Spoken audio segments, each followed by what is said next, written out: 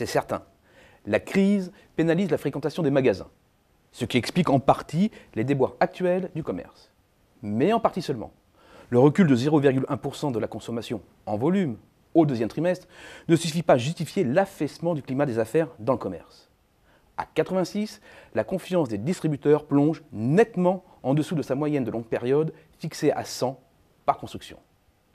À 86 seulement, l'indicateur revient presque à son niveau plancher atteint au plus profond de la récession. Et aucune amélioration n'est en vue. C'est bien ce que montre la chute des intentions de commande en septembre. À moins 23, c'est son plus bas niveau depuis janvier 2010. Sans aucun doute, la crise d'aujourd'hui n'a rien à voir avec les précédentes. Alors pourquoi ?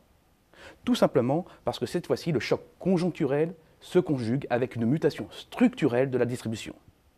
Je veux bien sûr parler de l'essor du e-commerce. Un essor qui ne se dément pas avec un rythme de croissance resté proche de 20% au premier semestre 2012, malgré la panne générale de la consommation. Et les quelques 44% de hausse par an enregistrés par le passé ont permis de propulser les ventes en ligne à près de 45 milliards d'euros.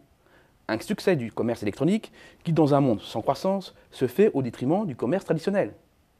Un accès de faiblesse qui est forcément lourd de conséquences, d'abord pour le petit commerce de proximité. Être compétitif sur Internet n'est pas à la portée du premier petit magasin venu qui ne compte que quelques employés seulement. Impossible pour lui de recruter les compétences nécessaires au bon fonctionnement d'un site marchand. Si la grande distribution est mieux armée, elle ne sera pas non plus totalement épargnée. C'est ce que montrent les déboires actuels de Carrefour, mais aussi la volonté de PPR de sortir de la distribution. Une sortie amorcée en France avec la vente du printemps 2006, puis celle de Conforama en 2011, sans oublier, bien sûr, les prochaines cessions de la Fnac et de la Redoute. L'annonce de la liquidation judiciaire de Surcouf est un autre signe qui ne trompe pas.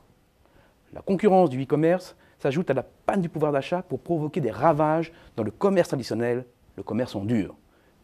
2012 aura été une année poussive pour les commerçants, avec un chiffre d'affaires en progression d'à peine plus de 1%, soit un rythme divisé par 2 par rapport à 2011.